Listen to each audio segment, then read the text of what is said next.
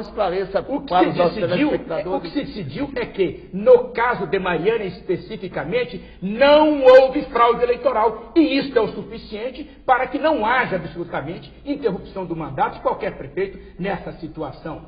Em Brasília, foi-se a questão meramente instrumental, admitir-se que o prazo era de 24 horas.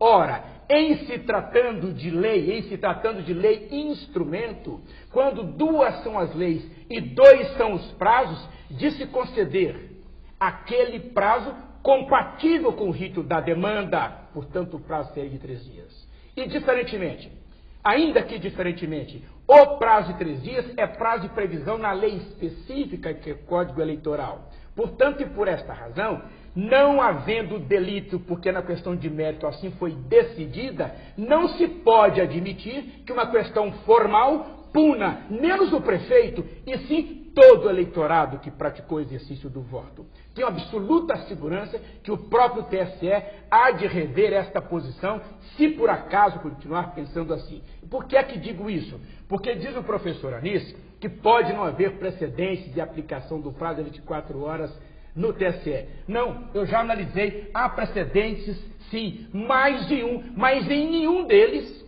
se esteve a analisar uma questão como esta do Foro de Mariana. O importante é que o Tribunal de Minas julgou o mérito, concluindo que não houve fraude. Se não houve fraude, caçando-se o prefeito, não se pune o prefeito, pune-se o eleitor de Mariana.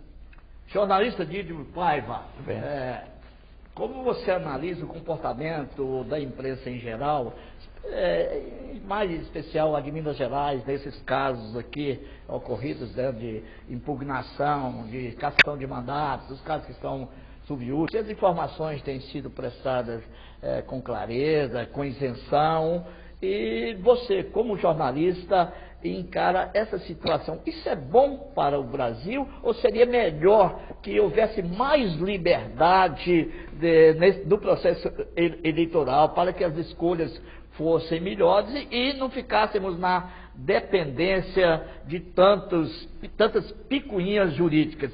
Eu vou, antes de passar a palavra, pedir a sua resposta, lembrar que, com o testemunho do professor Anis Lirão, que em questão de legislação eleitoral, a coisa já foi mais do que terrível. Eu, quando assumi a magistratura em 82, eu já tinha uma boa experiência advocatícia, eu ficava apavorado por falta de legislação.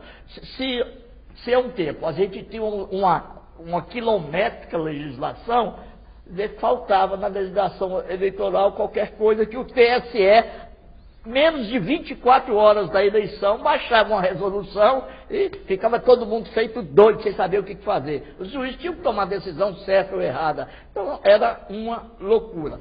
Você tem alguma coisa a nos dizer sobre isso? Quanto à informação da imprensa, a informação nunca foi correta e o caso foi realmente explicitado com o artigo do especialista Dr. Anísio José Leão.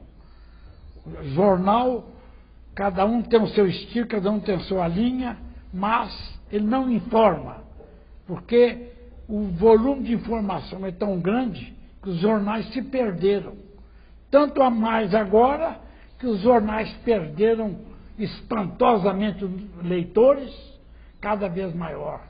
A internet está comandando o noticiário e esse depoimento não vale. Com relação à justiça eleitoral, tão muito elogiada pelo doutor Anísio, pelo doutor Francisco de Assis, José de Anchieta, eu queria dizer o seguinte: por que o tribunal, o Superior Tribunal, ainda não marcou a decisão final? Esse atraso é criminoso e, para mim, ele vai se prolongar por interesses políticos. Para mim, ele vai se prolongar por interesse político. Já era hora de ter resolvido a questão, porque já passou quantos dias da decisão? A população está pagando por isso, Exato. a expectativa, a própria cidade fica né, como ser bem administrada. A população, diante você de tem que ser honesto que o povo brasileiro não lê, e não lê não é só pela pobreza, não lê pelo desinteresse. Um país com 200 milhões de habitantes, que tem 4 milhões e 800 mil jornais diários, quer dizer zero. O eleitorado não sabe, o eleitorado não tem uma autonomia. Então, ele fica sob controle de quem tem mais, ou de quem pode mais na imprensa, ou de quem tem mais patrocínio. Nós estamos vendo, por exemplo, as grandes empresas que ajudaram candidatos livres. O próprio ministro-presidente do Supremo Tribunal Federal, 2 vezes, já libertou Daniel Dantas, o famoso negocista Daniel Dantas.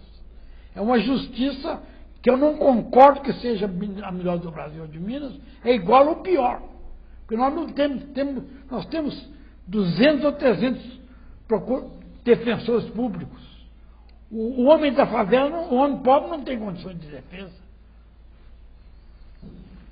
Bom, estamos chegando ao final do programa, infelizmente, ou felizmente, porque nós retornamos com Além da Notícia de uma forma que com certeza causará inveja às grandes emissoras da capital, porque não é todo dia, não é toda hora que nenhum jornalista tem a oportunidade de receber 3 figuras como as que nós estamos recebendo aqui agora, discutindo temas de suma importância para o povo brasileiro e com o gabarito do professor Anis Leão, do professor Zé de Anchieta e com o professor Dídimo Paiva, professor de todos nós que militamos na comunicação mesmo, na comunicação alternativa. Eu quero confessar aos senhores e aos meus telespectadores, por um imperativo de justiça, que ao final dessa entrevista, que eu sou colega de turma com muita honra do prefeito eleito Roque Camelo, cujo mandato está sub júdice. Não conheço o processo eleitoral, não conheço o cidadão desde os idos de 1961, já que nós nos formamos na Faculdade de Direito da UFMG no ano de 1966, militamos na política estudantil durante muito tempo, como dizem os atestados fornecidos pelas autoridades, pelos juízes, não sei nada que desabone sua conduta. Sei, por informações da imprensa, do intenso trabalho que o Roque, não do Roque político, do Roque advogado, vem desenvolvendo em Mariana e em Belo Horizonte a favor da cultura e do patrimônio histórico da histórica Mariana. Isso é atestado por figuras como o Moraes, o Fernando Moraes, por figuras como já vi manifestações, artigos, declarações de gente, de vários expoentes. Digo isso porque também devo confessar que tenho aqui companheiros, amigos que trabalharam profissionalmente na campanha da candidata que disputa o mandato com Roque Camelo. Isso significa para nós e para os senhores que nós tentamos, espero que pensem assim, tentamos exercitar aqui a verdadeira democracia. De outra forma, não justificaria uma TV comunitária.